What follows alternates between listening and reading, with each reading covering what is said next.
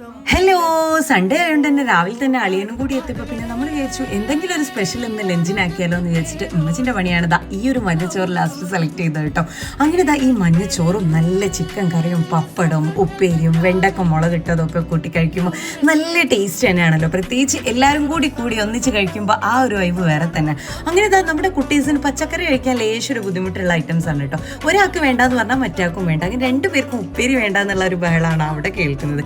അപ്പോഴേക്കും നമ്മുടെ ഹൈസാപ്പ് കുട്ടിക്ക് നമ്മൾ കുറച്ച് ഉപ്പേരിയൊക്കെ ഇട്ട് കൊടുത്തിട്ടുണ്ട് കേട്ടോ. കുഞ്ഞിനൊറ്റക്ക് കഴിക്കണം എന്ന് പറഞ്ഞപ്പോൾ ഞങ്ങൾ പറഞ്ഞു ഗുഡ് ഗേളായിട്ട് നന്നായിട്ട് കഴിക്കുമെന്ന് പറഞ്ഞിട്ട് ഒറ്റയ്ക്ക് എന്നെ പാത്രത്തിലാക്കി കൊടുത്തിട്ടുണ്ടായിരുന്നു കേട്ടോ. നമ്മുടെ ആദ്യമത്തെ ഇപ്പുറത്തിരുന്ന് കഴിക്കുന്നുണ്ടായിരുന്നു. അങ്ങനെ എല്ലാ ഐറ്റവും കൂടി കൂട്ടിയിട്ട് അളിയൻ പറയുന്നുണ്ട് നല്ല അടിപൊളിയായിട്ടുണ്ടെന്ന്.